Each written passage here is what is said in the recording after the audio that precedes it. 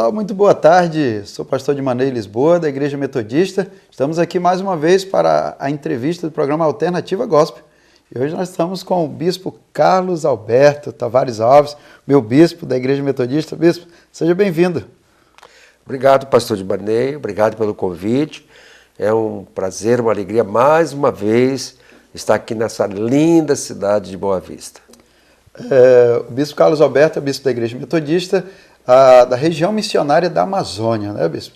A região missionária da Amazônia, ela compreende quais estados? Praticamente toda a região norte do Brasil, começando lá no Acre, Rondônia,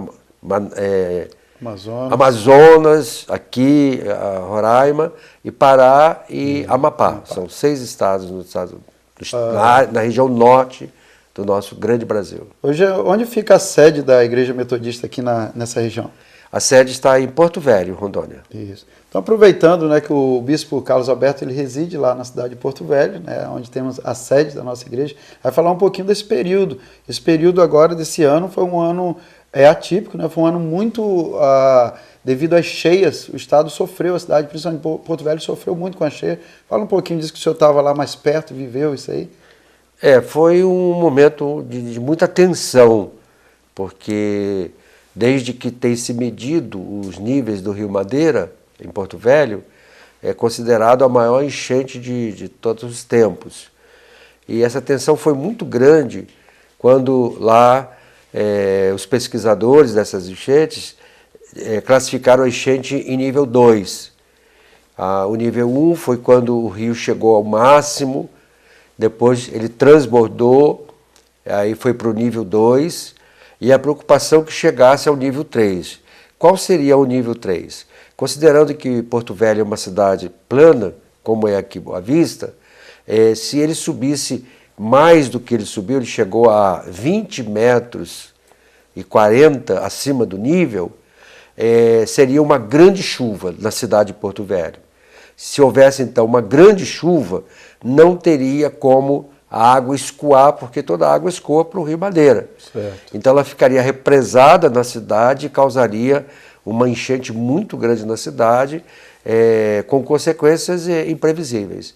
Então todas as igrejas, né, todos aqueles que exercem fé em Deus, estivemos um tempo muito grande de oração, pedindo a Deus que não viesse essa grande chuva, porque todos os anos ela acontece, não veio, e o rio agora lentamente ele está baixando. Já baixou mais de 1 metro, mas ainda está muito acima.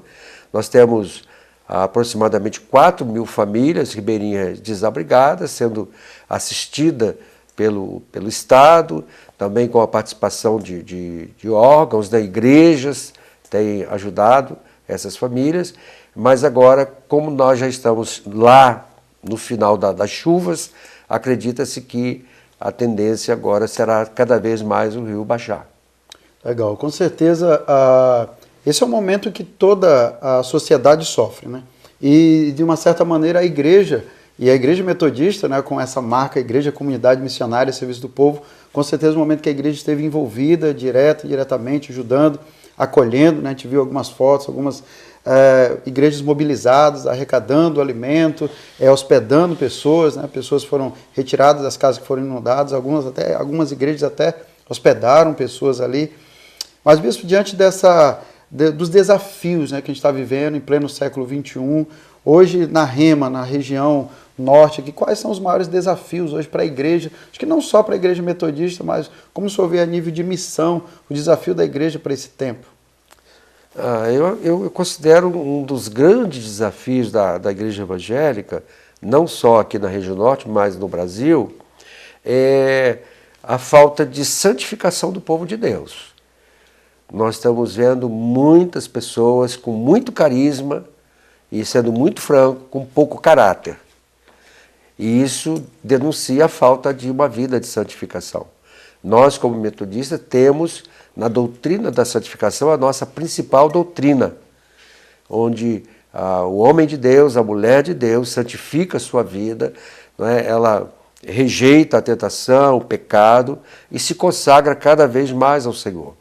embora a igreja evangélica está crescendo muito, ela está precisando de um outro crescimento, que é um crescimento interno de cada homem, de cada mulher que professa a fé em Jesus Cristo, que é esse crescimento. Mas além desses desafios, nós temos os desafios que assolam a nossa sociedade. Não é? A multiplicação do pecado é muito grande, um dos gravíssimos problemas que temos enfrentado são as drogas, com as drogas vem a violência, e hoje você praticamente não pode mais assistir um programa, um jornal na televisão. Tal é o nível de noticiário falando de desgraças, de morte, não é? Pai matando filho, filho matando pai, mãe, madrasta, e quase sempre, né, quase todo mês, nós somos surpreendidos com uma notícia drástica de crimes desse jeito. E geralmente o que está por trás é as drogas. Então os desafios hoje com a juventude, né, os adolescentes e os jovens, é um grande desafio para a missão hoje. Falando de missão, o senhor como bispo da Igreja Metodista tem incentivado muito a visão hoje do discipulado, né? O discipulado tem crescido, tem sido a alavanca principal nesse projeto missionário. Como está esse projeto de expansão da igreja em toda a região? Tem crescido a igreja durante esse período? Quais são os projetos assim, para o futuro? Tem uma escola de missões nascendo aí no Amazonas, em Manaus. Fala um pouquinho para nós desse projeto. Então, o discipulado foi a estratégia que Jesus usou. E a igreja, em alguns momentos da sua história, abandonou a estratégia de Jesus. Hoje a igreja evangélica do mundo todo está retomando a estratégia de Jesus do discipulado, de não só levar a pessoa a ter uma experiência de salvação, mas também de ser discipulado e se tornar um verdadeiro seguidor de Jesus Cristo. Então o discipulado é a nossa estratégia de evangelização. Nós chegamos a definir dizendo que o discipulado é a nossa maneira de ser cristão, não é? E também a nossa maneira de pastorear as pessoas que estão sob o nosso cuidado. Nós agora estamos trabalhando já e estamos na fase de organização de um centro de formação missionária em Manaus. Nós recebemos agora, esse ano, um pastor Sérgio, que veio de Minas Gerais, para fazer esse trabalho aqui, e esse trabalho vai ser um trabalho em parceria com a Escola de Missões do Rio de Janeiro, da qual eu fui também diretor. Recebemos agora há poucos dias em Manaus a visita do pastor Regis, que é o atual diretor dessa escola, e aonde nós vamos formar missionários e missionárias.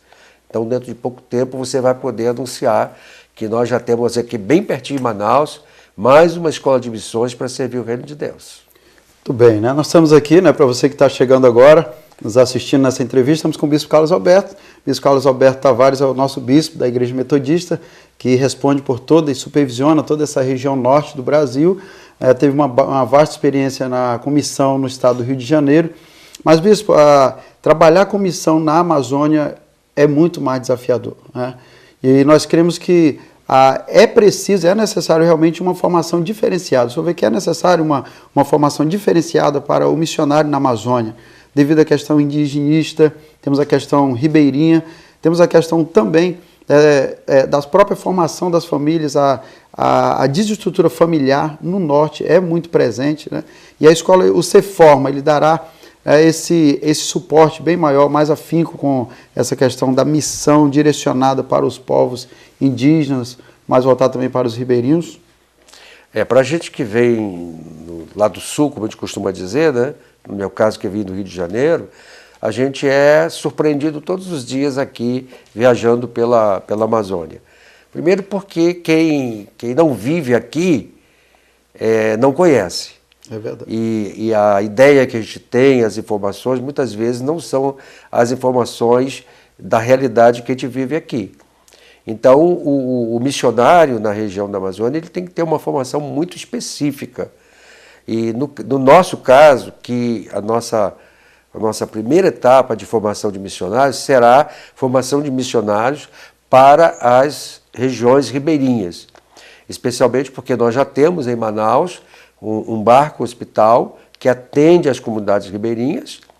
Nós já estamos plantando igrejas em comunidades ribeirinhas e o obreiro, o missionário ou a missionária que vai atuar nesta área não pode ser um missionário ou uma missionária que é formado numa escola de missões lá no Rio ou São Paulo ou num seminário convencional. Tem que ter uma formação muito específica, tem que ser um ribeirinho também, porque senão ele não vai conseguir ter sucesso no seu ministério. Então, dessa primeira etapa, a gente vai fazer isso.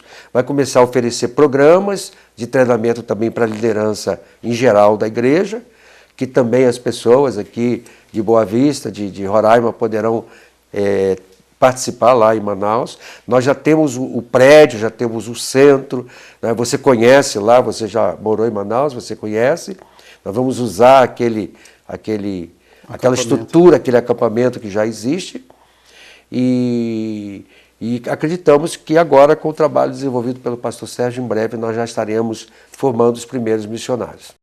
Legal, né? Essa visão missionária é muito importante e nós já temos experimentado o resultado, são resultados positivos, de utilizar realmente o nativo, né, na missão. Porque realmente alguém que vem de fora é impactado com a questão de você viver na região ribeirinha comendo peixe e farinha, né? Então, na verdade, tomando açaí, né? E tomando açaí, né? Que não é nada difícil, muito bom. Mas, na verdade, é uma vida totalmente bem diferente, né? É uma vida simples, é andar de rabetinha, né, que é uma canoa com um motorzinho lento, um transporte lento, mas que é o único que atende a região. E tem região realmente, embora você tenha um barco grande, você não consegue chegar. Só consegue chegar através do rabeta, e esse é um dos projetos, né, da Igreja do Amazonas, o projeto Rabetas, que através desse barco o evangelho tem sido chegado até os povos mais distantes e atendido famílias, né? Então há pessoas ali que viajam 2, 3 horas para ir até um posto médico, ir até o encontro de um culto evangelístico que se tem através das missões.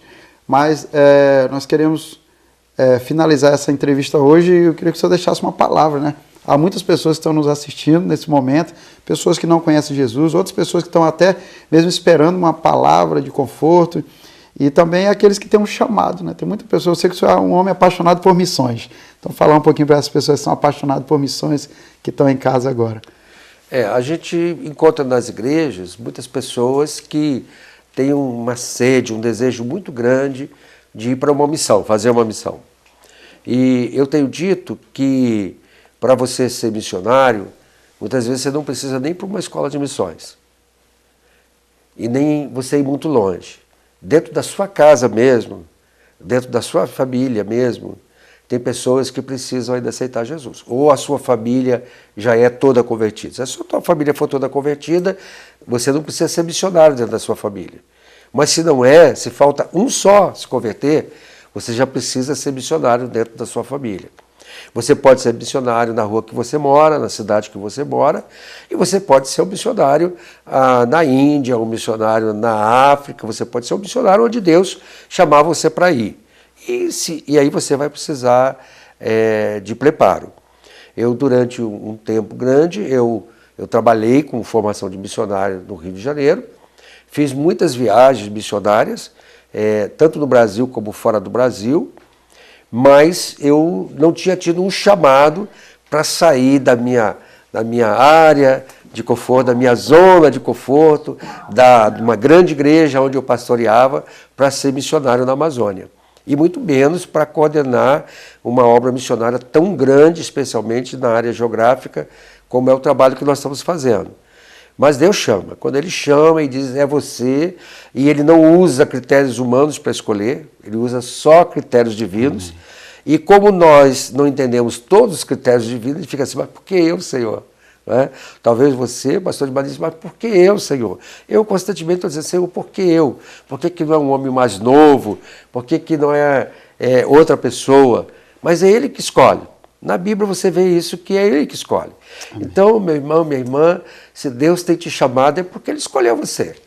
Não se preocupe, porque Ele vai prover os recursos, vai prover as condições. Se você precisa de se preparar numa escola, Ele vai abrir as portas. E você ainda que não aceitou Jesus, não conhece Jesus, não conhece o Evangelho, não conhece essa vida abundante que o Evangelho de Jesus Cristo nos oferece, não perca mais tempo. Nós estamos vivendo num mundo muito conturbado, um mundo muito cheio de conflitos, desde os conflitos familiares até os conflitos entre nações. Então pense nisso, não perca mais tempo. Não é? Procure alguém para você ouvir de Jesus Cristo. Comece a buscar Deus. Se tem uma igreja perto da sua casa, vai fazer uma visita. Você vai ser muito bem recebido. Lá vai ter alguém que vai te receber muito bem. Receba a palavra de Deus. Jesus está te convidando para ele entrar na sua vida hoje. Não diga não para Jesus. Agora mesmo nós comemoramos a Semana Santa, a morte, a ressurreição de Jesus. Certamente você comemorou também, mas você não sabe ainda o que isso significa para a sua vida. Porque não foi pelo mundo que Jesus morreu e ressuscitou. Foi por você, foi por mim, foi por cada pessoa. E você é o alvo do amor de Deus. Deus te ama e Deus te amou e te ama de tal maneira que Jesus Cristo morreu na cruz do Calvário pelos seus pecados, pelos meus pecados, pelos pecados de toda a humanidade. Amém. Glória a Deus, né? Quero agradecer ao Bispo Carlos Alberto, que Deus continue abençoando ricamente o seu ministério e a cada um de vocês que está em casa, que Deus abençoe a você e a sua família e até a próxima, em nome de Jesus.